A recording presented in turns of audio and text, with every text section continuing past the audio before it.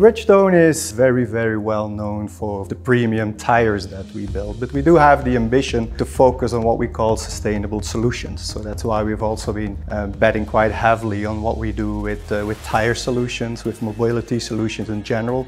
So very gradually we are becoming a technology company.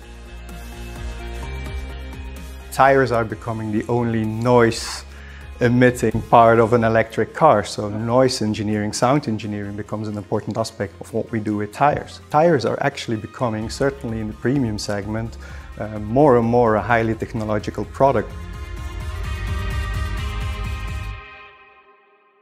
Vision without execution is hallucination. You can dream big dreams, but in the end it's about making them come true. And that's something that also in my professional life is very valuable.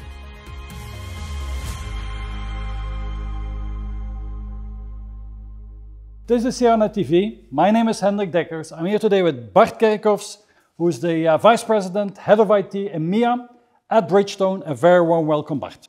Thank you, Hendrik. Bart, you have a degree in engineering from the University in Leuven. You gained a lot of experience at Procter & Gamble, HP, DXC, and since 2017 you work at Bridgestone, correct? Correct. Obviously, like you said, I'm an engineer by trade.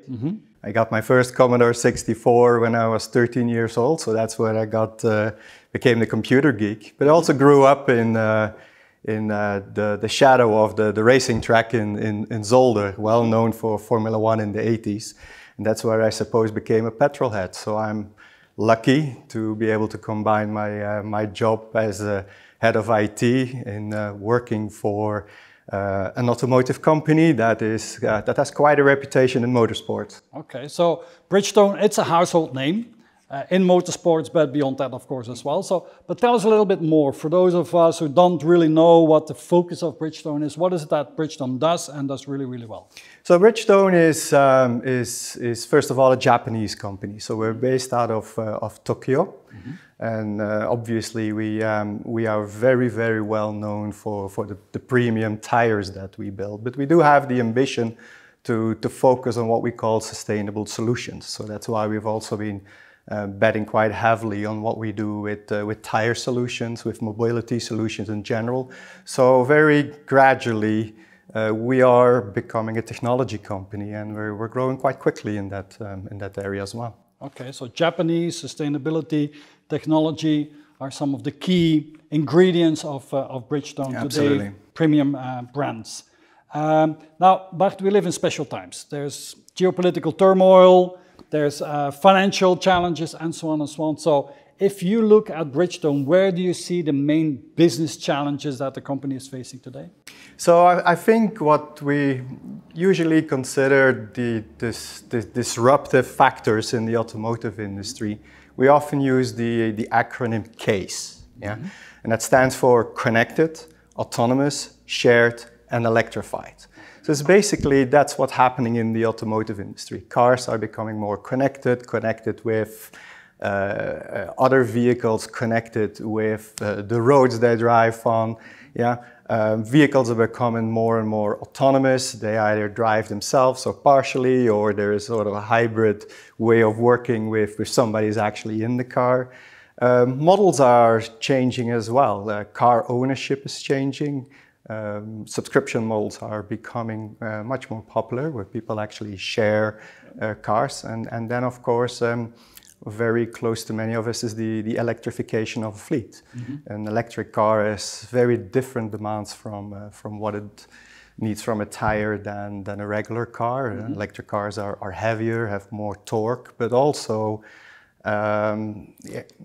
tires are becoming the only noise emitting part of an electric car. So noise engineering, sound engineering becomes an important aspect of what we do with tires. Okay. So one of the things we see is that from a market that maybe has been commoditizing over years, tires are actually becoming, certainly in the premium segment, more and more a highly technological product again. But Bridgestone, you're not only in the car manufacturing, but you're also in the distribution business, right? Clearly, yeah. So Like we said, we're well known for manufacturing tires, but at the same time, we also own 6,000 retail outlets across our region, so Europe, Middle East, India, and Africa. So what many people don't realize is also we're a very large retailer, and obviously that market has tremendous challenges worldwide for Bridgestone as well. Yeah. So a lot of things are changing in the manufacturing space, in the retail space. So the business is going through quite some important fundamental changes. What's the impact that has on your IT as a supporting function of all of this? And can you give some examples on how IT and the other supporting functions are making sure that the business can go through these changes? Yeah, so I think first of all, our transformation from a core manufacturer to a sustainable solutions company is in essence a digital transformation. So many areas in our business, many functions are making investments to really digitally re-engineer the way of working. And IT very much in our context needs to be a partner for that digitalization. It's actually, when we think about it in ambitious terms, I'd like to be that accelerator for that digitalization and making sure that we provide integrated solutions, that we think about customer-centric solutions, and quite frankly help the company deal with that increasing speed of change, that heightened volatility, but also what I call that form of technology shared ownership of technology. And maybe that's a little different from in the past, where very often IT department was seen as owning the technology. I think we live in a world now where digital solutions are now available, are being used, are being deployed, are being decided on all over the company. And I think that is something that certainly for me in an IT function is a new sort of realization that we need to learn how to deal with. And does that make your life more difficult or more simple? I think it does both. I think first of all, it's my ambition to change IT from what used to be an order taker to a collaborator. And being in that position of collaborator basically helps you to scale what it is that you do. So you create a framework, and from that framework you help your company deploy technology where it can be of value. So I look at that as a force multiplier, but it certainly makes our life in IT more complex. So you're re-architecting the business, and the business is going through change. You're re-architecting then the IT support function, new ways of collaborating with the business as well. Could you maybe give a couple of examples of some of the most important transformation processes and programs that you're going through? So I think we have built our transformation program around 3 pillars. First of all, what we call the digital IT backbone. The second one is what we call the digital operating model change. And the third one is the creation of an IT partner ecosystem. In the first case, where we talk about the digital IT backbone, the kind of investments that we've made there is, first of all, in using our inevitable SAP upgrade as an opportunity to digitally re-engineer some of our core business processes. It includes things like cloud migration, building of a cloud center of excellence. It includes the establishment of a data analytics practice. It includes also efforts that we've made in the, let's call it, democratization of development tools, low code, no code, those kind of things. And last but not least, also our cybersecurity roadmap and the kind of investments that we've been needing to make there. Now, in short, it's an infrastructure and application modernization effort where we really look at what are going to be the core building blocks that we need to support the ambition that we have. And then secondly is about changing the digital IT operating model. Like I said, for me, this is really how we go from an order taker to a collaborator. So it's about introducing new ways of working, multifunctional teams around value streams, agile ways of working, and really sort of create that new kind of working, to get much better integrated with the business. And then the last part comes from a realization that trusted partners that we've worked with and been successful with for years are maybe not the right partners for our future. So it's taken a hard look at who is supporting us, ways of working, and making some occasions tough decisions to go into the future with different partners. But in other cases, it's also about doubling down on partnerships that exist and just find a new, refreshing way of how to work with them. But at the same time, also create an ecosystem where other partners can come and play, be innovative, come with new ideas that we can basically then grow and thrive. Let's talk about these three things a little bit more in detail. And let's maybe start with your IT operating model. So you say you've changed that from a support function, more like a collaboration function. How do you do a change like that? Because it's easy to say, but it's not easy to do. Yeah. So how does that work? Do you need new people to do that? You need a new strategy? You need to work in a different way with your business colleagues? How much time do you need to change a model like that? So first of all, I repeat the phrase, it's an evolution, not a revolution, a few times a day. Mm-hmm. Yeah, and I think that's important to consider. Bridgestone is also a large organization that very often runs at different speeds. So there is not one particular approach towards one particular function. I think it's perfectly okay that certain areas are a bit more conservative, while, for example, in our solution space, our developers, our technology counterparts in the business will be much more advanced. Mm-hmm. I think in the past we often talk about bimodal IT. I think we have landed in an area that we can call multimodal. Mm-hmm. Yeah, but so there's some kind of recognition that a waterfall way of working or more traditional approach can be very valid in certain circumstances. Mm-hmm. But we've certainly bet heavily also on developing our capabilities to become a much more agile IT organization, really embracing the concepts that come with that. Yeah.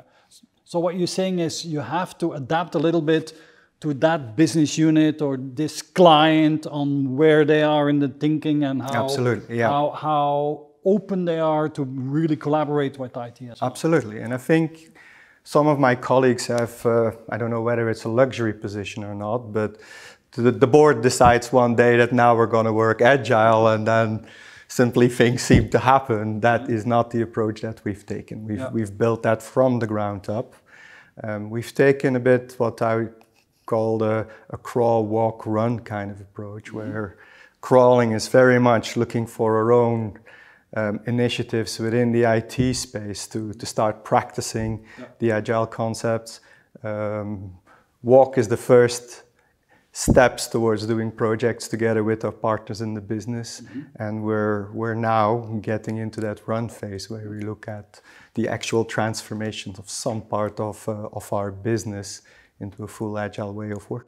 And could you give an example of one of your business partners in the business where that collaboration really works well, and how that it's almost like a dance that you need to do with two now to create change in the company? Yeah, I think where it went well and where it's also a lot easier is where we have actually from our solution space, tire solutions, mobility solutions, the areas that have already a certain level of technology maturity, certainly digital maturity, that have gone much quicker. And some of the initiatives that we've been able to deploy quickly because of that is what we've done with Fleet Care, which is an all-encompassing service that we offer to fleets all over Europe on the market that is basically based on combining our physical world with our digital solutions and building a particular service customized for our largest fleet partners. Mm-hmm. Yeah.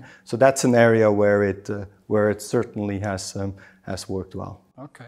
And are there areas where it's more difficult, or we should not talk about these? I wouldn't call it more difficult, but maybe they'll take a bit more time.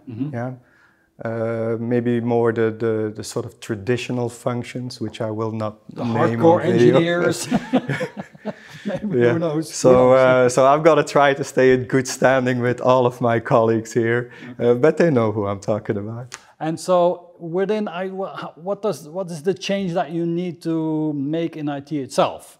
I mean, that doesn't mean you have to say goodbye to some people that are not following and only think waterfall, and you need to bring in some new hypos that really think in a more modern way, and you need to train the rest. What's the change in your own team that you have to go through? Yeah, certainly. And I think when you go through this kind of change, you clearly need to understand which are the people that are going to be with you on that journey and who have the appetite to go there with you. Yeah. Not everybody's there, not everybody's with you, but that's okay.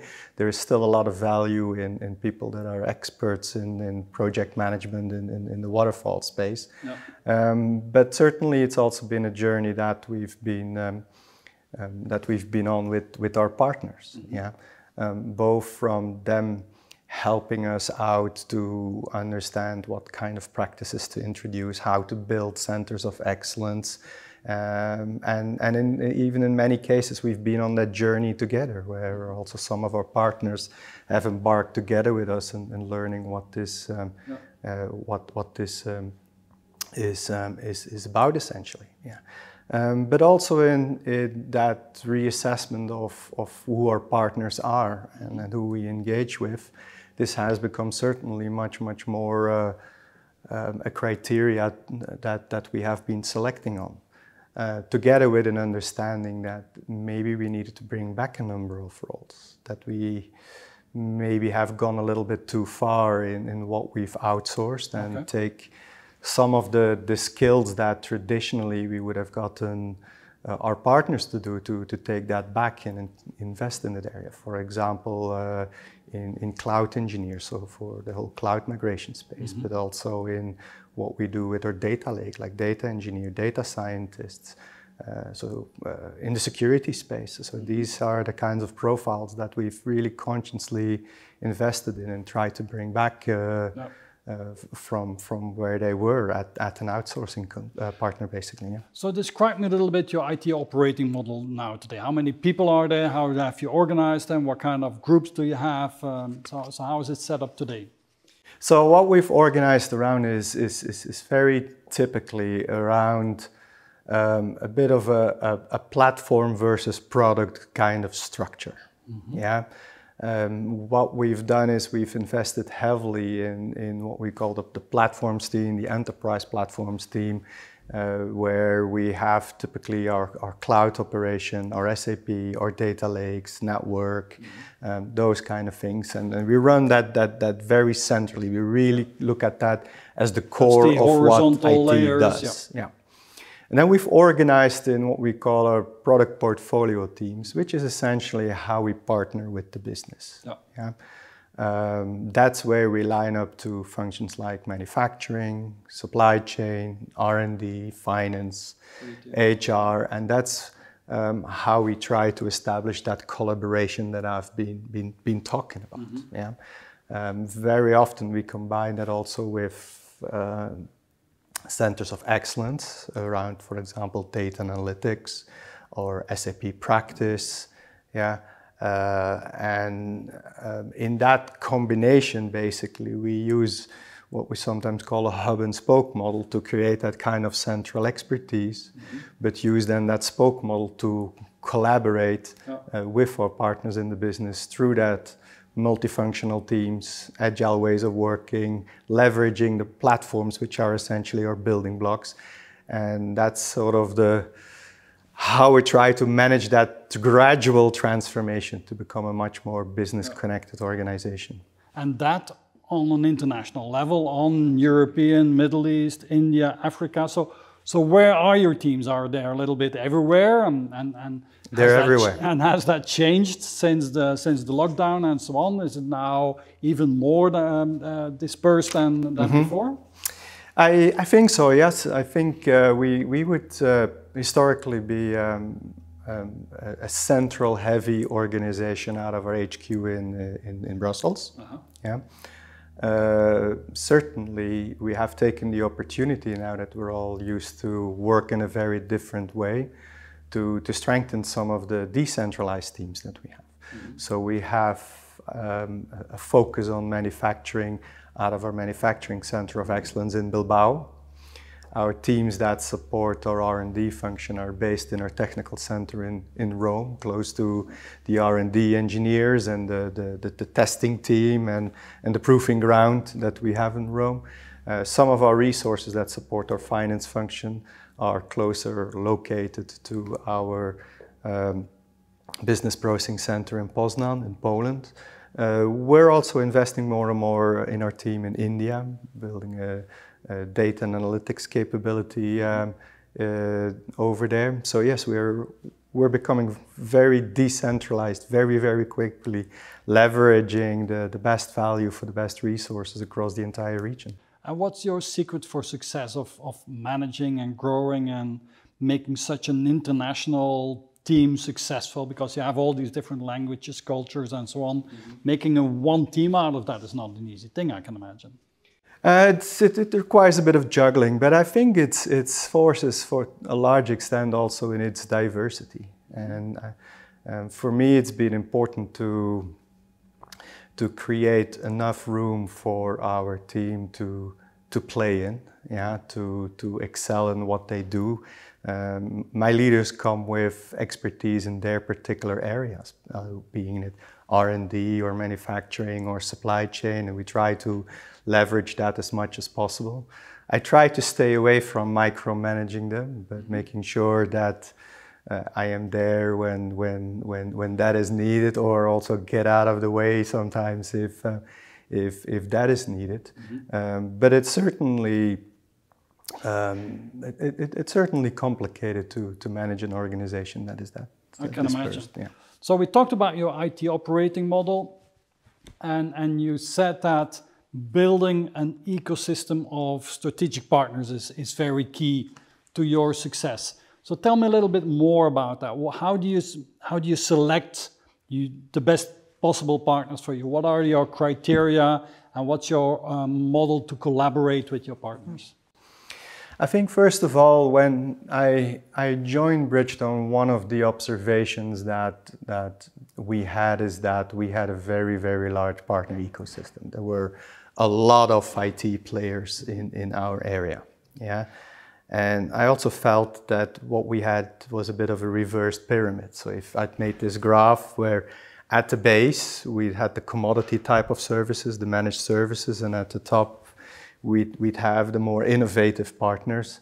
And I felt a bit that was a triangle with a heavy base. So there's a lot of partners in the managed space and not too many in the innovation area. Yeah. So when I talk about optimizing or creating a partner ecosystem that works for us and that I feel we can win with, it was for me about reversing the pyramid. How do I consolidate the partnerships where I need to leverage scale, the Bridgestone scale, to get the best kind of service and the best kind of value that we were looking for. But how do I create then an ecosystem that opens up and is much more open to innovative partners that can help us with specific use cases, with specific challenges or problems that we're dealing with without too much hassle. And that's basically been the focus. So you'll see that in the managed services landscape, we've kind of sized it down to two major partners, and at the same time opened up really for all kinds of companies that come help us with a use case around demand management or a use case around AI in manufacturing, and that made it a lot more easy for us to have our partners flow to where they could create the most kind of value for Bridgestone, and that then results in more win-win kind of relationships. Okay. So you simplified the number of partners in the, let's say, the basic managed services area, and then more in the innovative, you make sure that you had enough choice and specialists to collaborate. Great. So let's move a little bit to the application side and talk a little bit about that. I mean, the days where a manufacturing company could run 80 or 90% of the business on one ERP systems, I think are gone nowadays, right? So how is that? How do you so one of the challenges I can imagine that you have is that since you said business is now driving adoption of new platforms and new tools as well. So how do you make sure that you keep the BMI, the body mass index of your applications under control? And how do you make sure that you standardize on the right applications nowadays? I think that's a fantastic question, because that's probably the challenge that is in front of me. When I've talked about transforming from being an order taker to a collaborator, for a large part that's what it's been about. Typically, IT as an order taker has created a very fragmented organization or fragmented application landscape. And I feel that part of the opportunity that we have in collaborating much closer to the business is to also build a much more robust enterprise architecture. And certainly in that application space, I believe that's going to make a big difference in the future.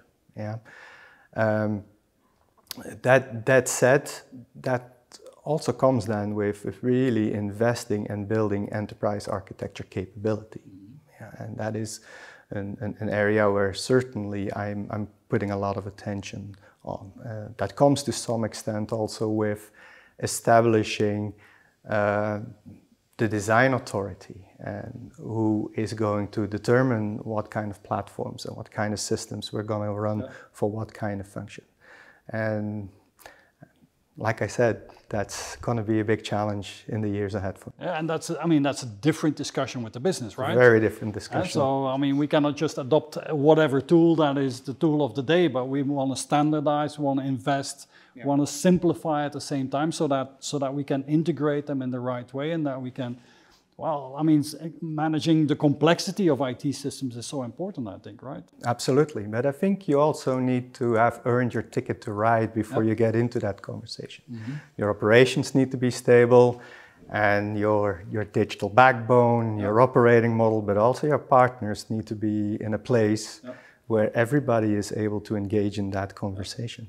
And so that means that you're going to work in coming years on standardizing on CRM, on ERP, on manufacturing systems and so on as much as possible so that you have a well-defined stack of Absolutely. I think that is the opportunity in front of us. Well, let's talk about a couple of other domains there. You mentioned data as an important thing. And of course, nowadays with advanced analytics and AI, this is the fashion of today. And this is going to change the world as we know it today with Gen AI and so on and so on. Tell me a little bit what's happening with data in general and then with artificial intelligence within Bridgestone today. I think we obviously have a tremendous opportunity in front of us.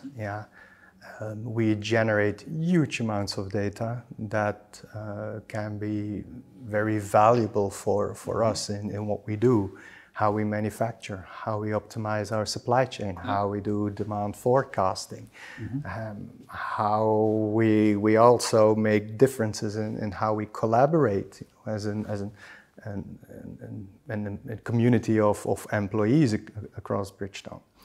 Now, obviously, there's a lot of work to be done in that area, and I think typically, I'm sure my colleagues see lots of use cases everywhere. There's new shiny objects all the time. Like there's a lot to do about AI now. What for me is important though is that we bring a certain level of focus, not try to jump on every new shiny object too quickly, It's important that we do engage in that conversation, but it's far more important that we fix the foundations. It's like, how do we get to our data? How do we catalog it? How do we get it into our data lake? How do we make it as useful? And I think too often we forget that that's the hard work. Yeah, that needs to be done.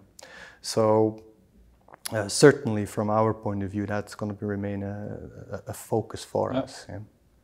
Now AI brings us to the self-driving car. So I mean, as a petrol head or an EV head maybe as well. So how do you look at that? I mean, you follow the car industry very closely. When are we finally going to have self-driving cars in your vision?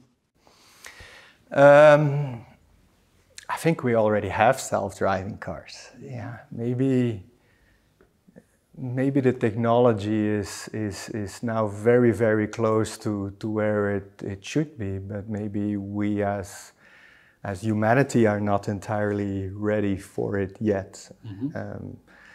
I think often that we have higher demands of what technology can do than what we'd expect from our neighbors who drive a car every day. But I believe that chapter is probably not entirely written yet of how it is going to look in the future. There will be some aspect of autonomous driving, but I feel that there's still, for the foreseeable future, going to be a lot of room for hybrid, sort of a coexistence. Like we talk about AI often in terms of the fact that it's there to help us, to augment us, to make us as an individual better. And certainly in the nearest future, I feel that that's where the autonomy of a car is going to help us a lot. It's going to be hybrid, but if you take your crystal ball and you look 10, 20 years ahead, then driving yourself is not an option anymore, I can imagine. It's going to be very, very expensive, and you can only do it with your classic car maybe, right? Perhaps, but time will tell. I think that future is... There's so many variables in that it's highly uncertain what exactly is going to happen by when. But it's certain that there is a revolution going on in the automotive industry. Things are changing very, very quickly. And certainly the last chapter has not been written on that yet. But it's an exciting industry, isn't it? Absolutely, yeah. We talked about your enterprise applications. We talked about data. Let's talk a little bit about infrastructure and cloud as well. So what is your cloud strategy, and how far are you in your journey to where you want to be in your cloud future? Okay, so I think like a number of years back, we made a hesitant but conscious decision to become cloud first. Yeah, and we've partnered, we've invested heavily in understanding what that would mean. I think we obviously had cloud, we had Azure on our premise, but admittedly just a few years back we managed that like any old data center. So we were not getting any of the sort of efficiencies that you'd expect from a modern cloud. So we deliberately embarked on a journey to what we call, first of all, build a technical footprint. So what do we need our cloud to look like? What is our flavor of what that means we need? But also embark on the organizational change that you need to run a cloud center of excellence, and really have that ambition to turn that into a digitally native cloud environment. Now, obviously, there's many aspects of that. Certainly, we've looked at Azure, but also in the meantime, we run our data lake, we run SAP, we run these on a cloud platform in the meantime. But it's been a journey of quite a few years, because it does take a very different mindset, lots of different skills, talent that you need that you don't have. So it's an investment that you consciously have to make across several years, which also includes finding the right partner to help you with that. I'd like to think at this point in time that we're getting close to completing our migration. So in the next few weeks, and I cross fingers, touch wood, We will be closing what we would call our traditional data center. We'll become as much cloud as we can for what we call our enterprise systems or enterprise applications. We do obviously still have locally in our plants and our R&D centers, we do have data centers. So our next part of the journey is going to be understanding how we can make that edge concept come alive. But it's very much a journey that we've embarked on and that we feel gives us the kind of scalability, the kind of reliability, the security, but also the sustainability that we've been looking for from a modern IT platform. Making sure that your infrastructure, your communication infrastructure also supports the huge volume and the IoT and the edge computing and so on is also very key, right? No, absolutely. And I think that initially when we embarked on our cloud journey, in hindsight, it was probably an area we underestimated.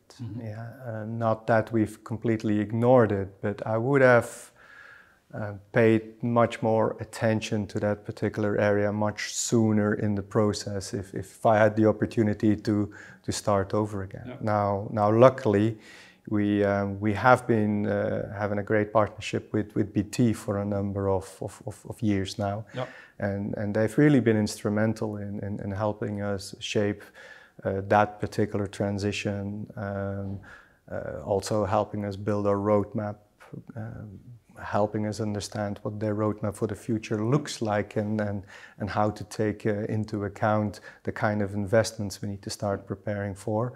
But they've also been a key partner in the operational execution and effectively helping us to close our data center.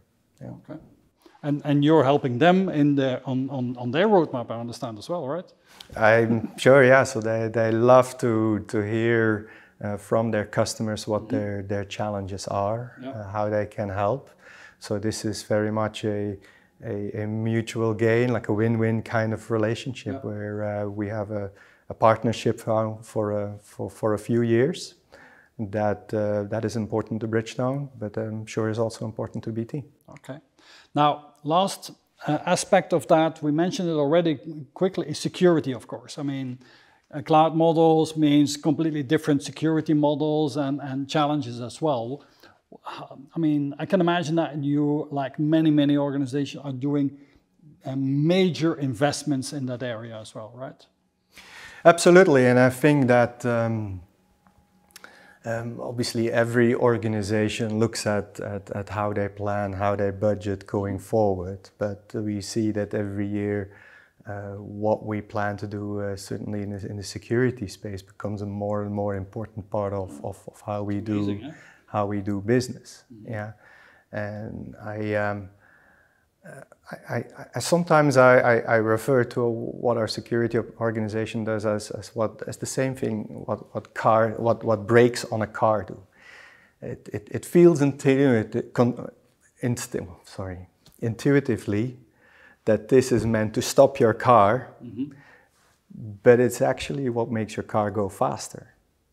What allows you to go fast. And I think that we've been able to look at what we do with our cybersecurity team in that particular context.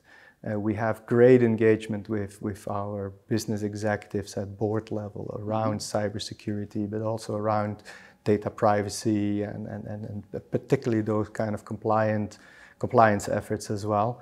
And I think that partnership has really enabled us to get also the kind of industry certifications that also give us the competitive advantage or that ticket to ride with our OEM partners that we're looking for. I mean, that's a really beautiful metaphor. So the better your brakes are, the faster you can drive, and so the better your cybersecurity is, the faster you can innovate. Absolutely, yeah. Wow, that's a very nice one.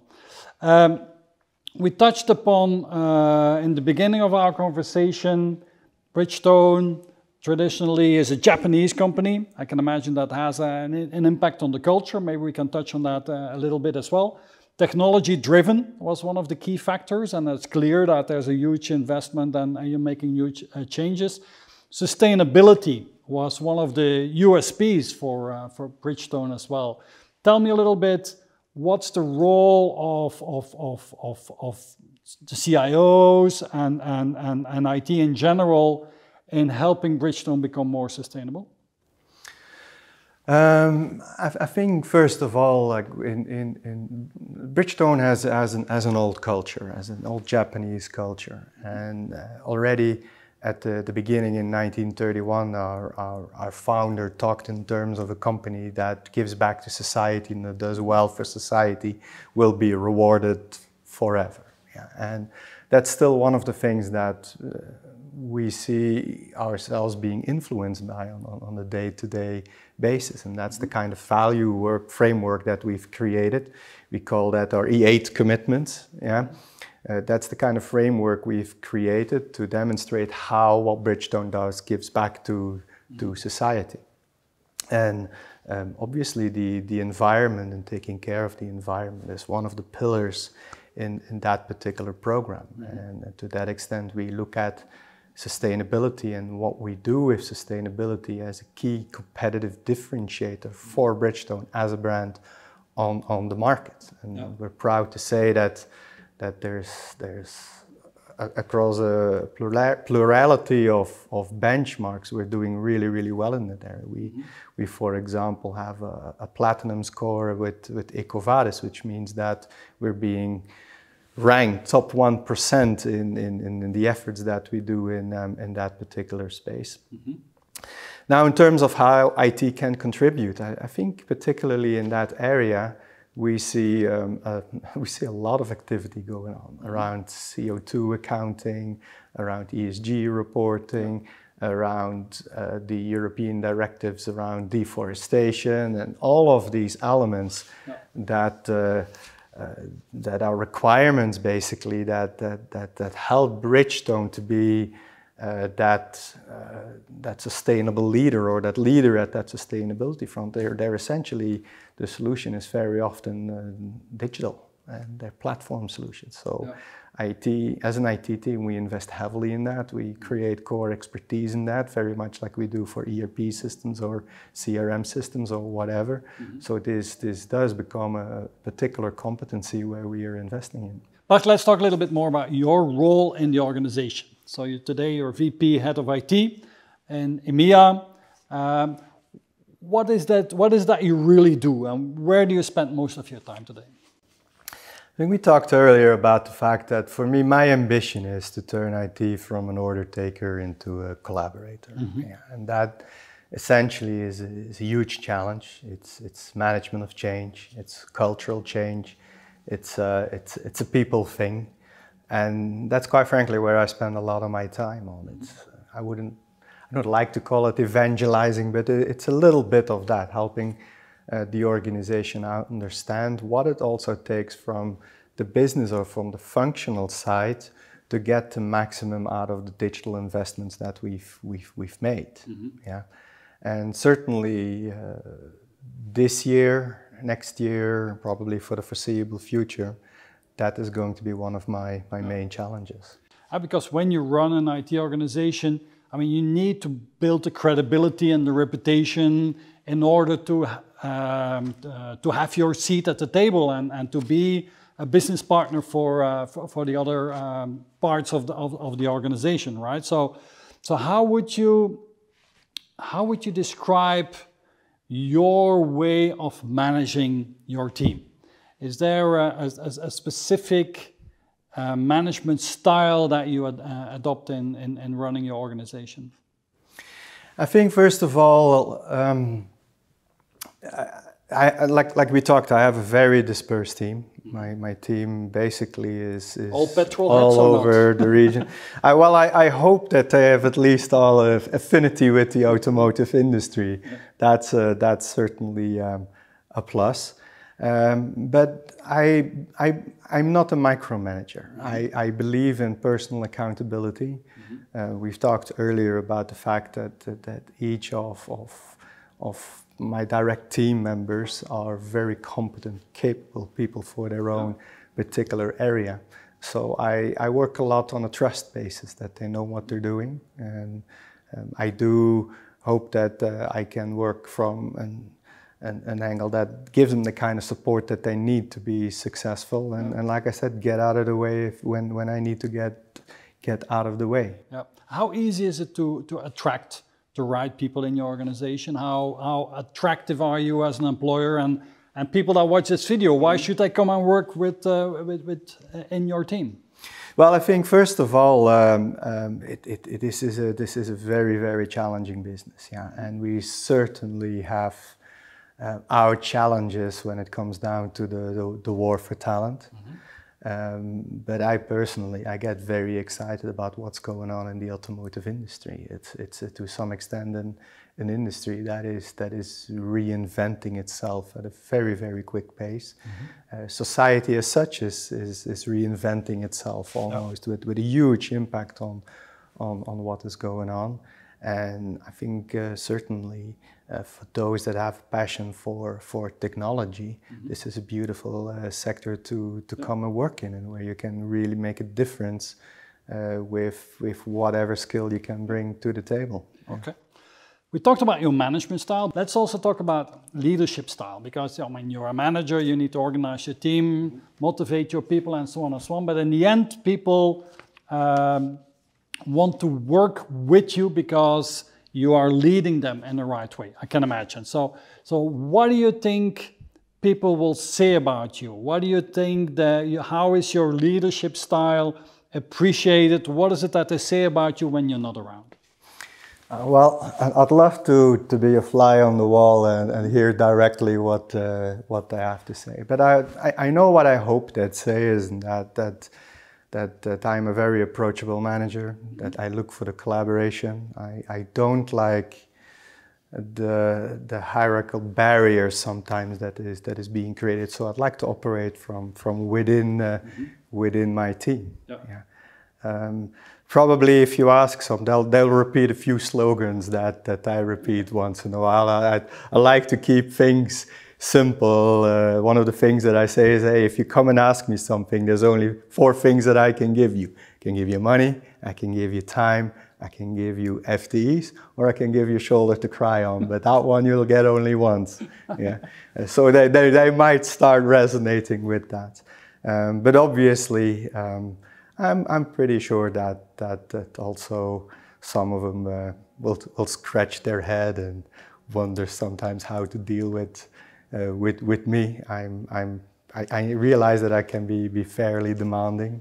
I'm usually demanding for myself. I'll certainly be demanding for the people that I work with, and I'm also sure that sometimes it's not always appreciated. Well, let's talk a little bit more about your personality. And you shared with us your MBTI profile, your personality type, and you are a campaigner, an ENFP, which is an extroverted, intuitive, feeling and prospecting personality. And these are people that embrace the big ideas, and their actions reflect their sense of hope and goodwill towards others, and their vibrant energy can flow in many, many different directions. Bart, I'm going to give you a couple of very strong points for campaigners.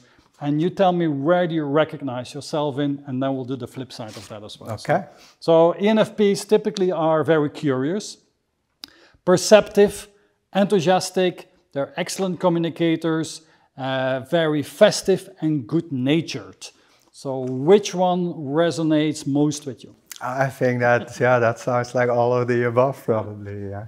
No, I think I very, very much recognized myself in the profiling and in the outcome of that. Yeah. Yeah. Because I must say, it's not the most typical VPIT CIO profile, because most of them are most of the time they have more judging personalities and less of perceiving personalities, because perceiving means that you're open and for late moment changes and so on and so on. So let's look at the flip side of your personality. Potential weaknesses, development areas, let's call them, are that ENFPs are sometimes people-pleasing. They can be unfocused, disorganized. They can be overly accommodating, overly optimistic, and sometimes restless. I'm sure a couple of these. All of the above. And how do you manage that? Because you cannot be disorganized, you cannot be unfocused. So how do you get to a position like where you are with this profile? How have you developed yourself on a professional level here? Well, I think, first of all, it's about recognizing what you're good at. And if you can combine that with enjoying what you do, then you have a recipe for success.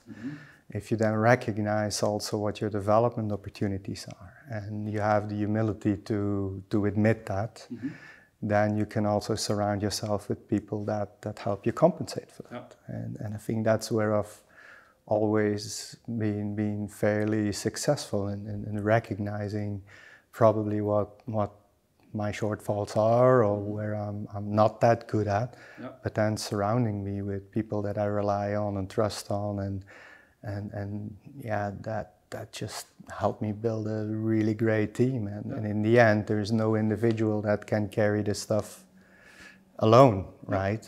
And I think the hallmark of a good manager is to knowing who to surround yourself with. Absolutely. And what do you do? Are you conscious about your own personal development, your own professional development? Do you invest in, I don't know, in MBAs and personal development roads or trainings that you do, and I don't know, in meditation and reading books? How do you keep up with the fast-changing world of IT and so on? How do you develop yourself? Well, I think first of all, I am curious by nature. Yeah.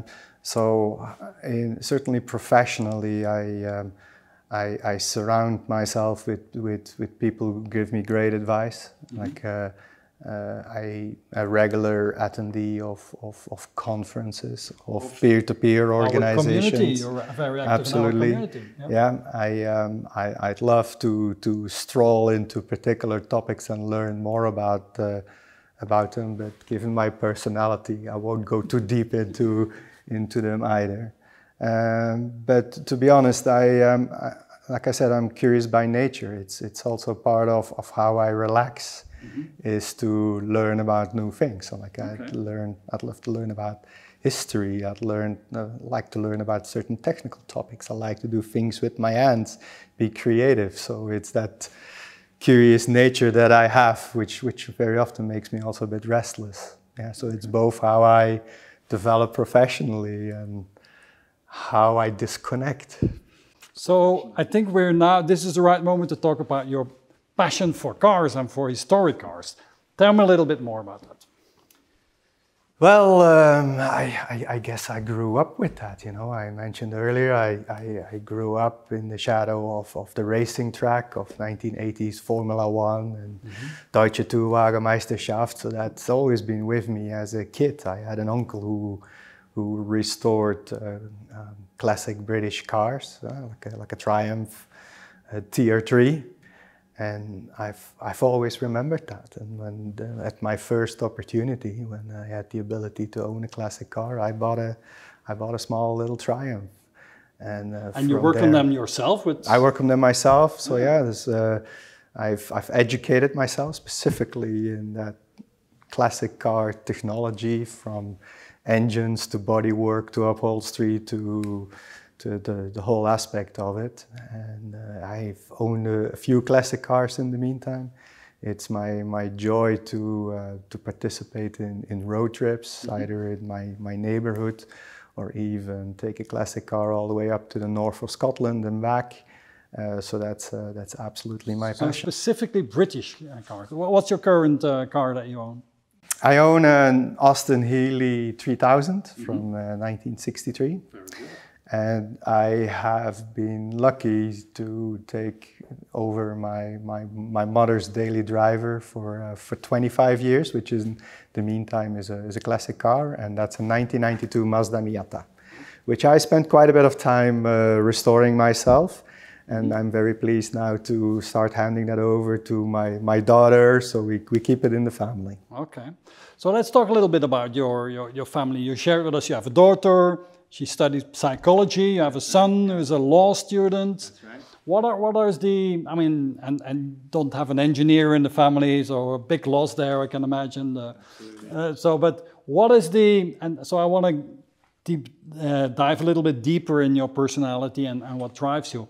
What are the values that you're passing on to your children? What are the values that you want them to see grow up with? I think most of the time the kind of conversations that I have with my children are about do not take for granted everything you hear. Mm-hmm. Keep a critical mind. Think for yourself. Do your own research. Yeah? Look at things from a different perspective. I think particularly for me that's what I learned when I spent some time in the Philippines. I lived and worked in the Philippines for about 5 years. And for me as an experience that has learned me how to completely reset my value framework. Like simple things like no doesn't really exist, yes can mean a lot of different things, time is a completely different concept. And that's sort of what's been the enriching experience for me to live and work abroad, is that ability to take a very, very different perspective to the same thing. And that's particularly what I would like to make my children aware of, that there's the facts, but there's several different ways, perspectives of trying to understand what those facts mean. And I hope that as they grow up, as they grow further and they start their own professional careers, that they have that ability to keep different perspectives on things. Okay. Now, we already mentioned a couple of your, well, how should I call them, memes, words, phrases that come back on a regular basis. It's not a revolution, it's an evolution. It's one of them. But do you have other personal mantras that help you in difficult times to stay focused? I think one that I've carried along for a long time in the meantime, and I thought, or at least I thought it was Einstein that said it, but so many things get contributed to Einstein. Yeah, but something that I often refer back to is that, you know, vision without execution is hallucination. Yeah, so you can dream big dreams, but in the end it's about making them come true, and that's something that also in my professional life is very valuable, because now, for example, a lot of people talk about AI, and it's very easy to get lost into all the beautiful things that it brings. Yeah.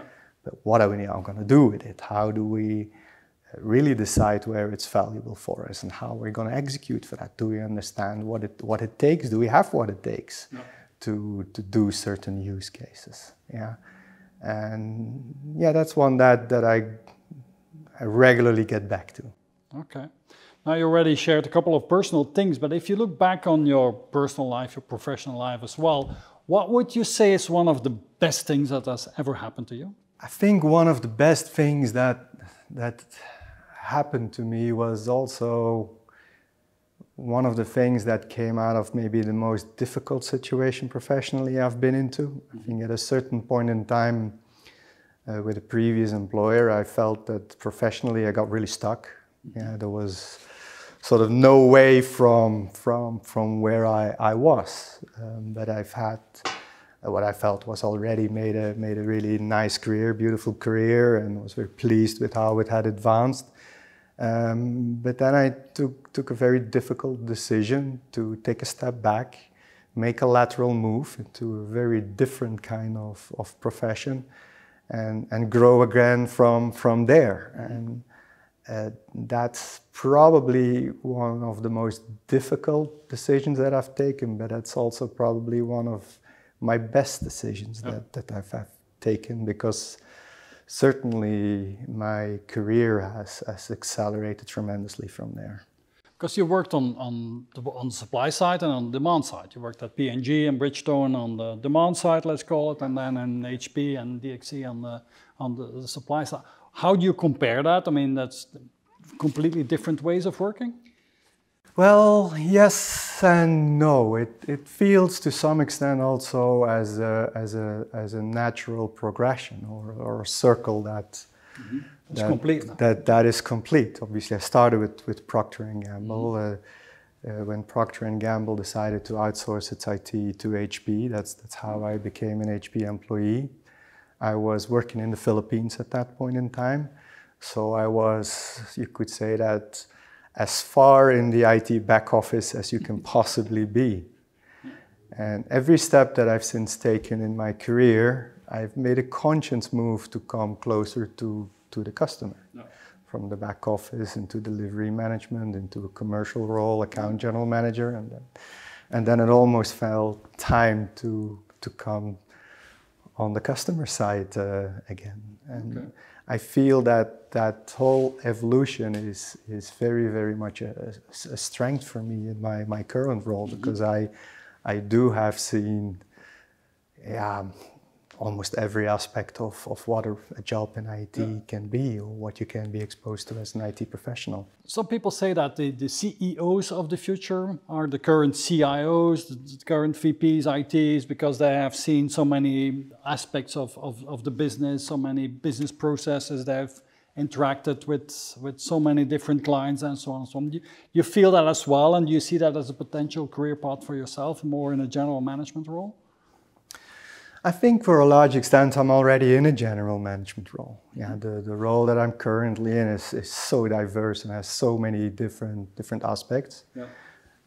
But certainly at Bridgestone we're investing more and more in technology solutions and mobility solutions. So I certainly feel that there are more opportunities for me in Bridgestone than where I'm at now. And certainly as technology becomes the ticking clock of a business, I don't think there are many limits for any CIO. We talked about the best things that happened to you, the best things that what you learned from. I mean, an interesting concept that I learned a couple of years ago was the concept of a brilliant failure.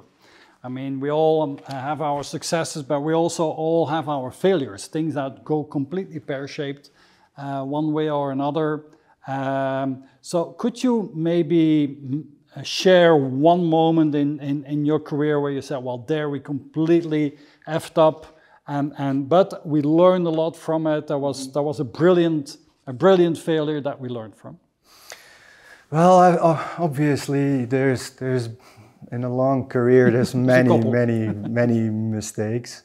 But I like what you said. It's not a failure. A mistake is not a failure unless you haven't learned anything from that. And certainly, in the past, where I worked with customers, I've dealt with many difficult transformations, business, IT, from one vendor to another, that have certainly not always gone as I had planned them. And I've seen certainly my share of go to green plans and all these kind of things. But when I reflect back on my career, I think the mistakes that I made, or maybe the things that I regret, are probably the things that I didn't do, or the decisions that I didn't take, or the opportunities that I let go because of maybe out of fear for the unknown, or not willing to take the risk, or out of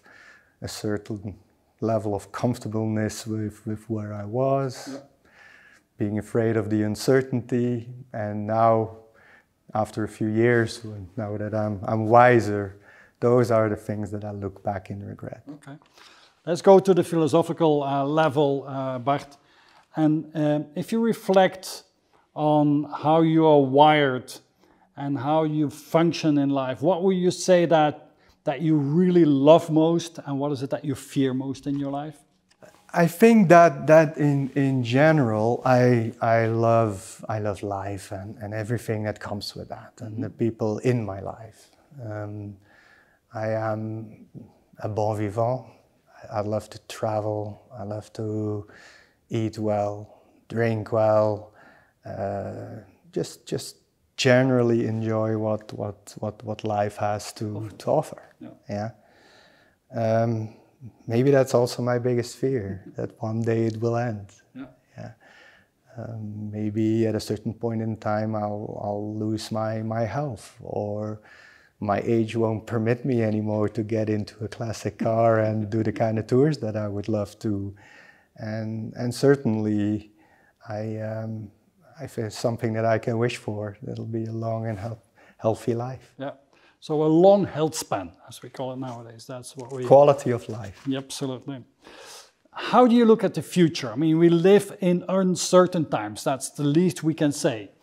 And we're putting children on this earth. Is that a good idea? Should they put children on this earth? How do you look at the future today?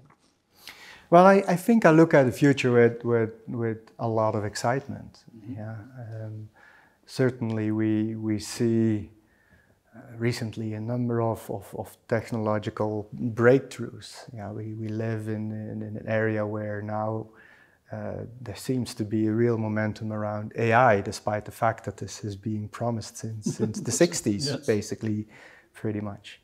And while I think there's reason to be skeptical and to be critical, I also feel it's a time of excitement of how us as humanity, how it can help us, and how it can help us with some of the challenges of our time, and help us solve problems around mobility and healthcare, around sustainability, helping us address the climate change. So I feel that this is sort of an opportunity for an acceleration in solving some of our generation's problem. How that's going to happen is not clear yet, but I feel that promise is there. So I look at it quite optimistically. Okay, super. Now, these videos are watched by your peers, but also by young, dynamic professionals that want to follow in your footsteps and that want to build a career as a top CIO, a top VP IT. So what's the advice that you would give to these young professionals? What is it that you have learned that you can pass on to the next generation? I think first of all, it's important to stay curious. Keep an open mind, you know, and there's so many great things happening, and certainly in our sector, in technology, gets redefined all the time. Keep an openness about that. And I think it's also important to combine it with a certain humility. You need humility to understand the fact that you still need to learn much. Humility is a prerequisite to learn more. And that's the advice that I would give. There's nothing more annoying than dealing with people, that are full consultants that appear or come across that I have the whole wisdom of the world in their pocket, because there's not. And starting from that humility and that willingness, that curiosity to learn, is probably the greatest asset that you can have. To, from one side, be excited about what you do, but also to distinguish you from the rest of the pack. Okay. And on that note, Bart, thank you so much for your time and for sharing all your great ideas. It was a pleasure. Thank you, Hendrik. Thank you.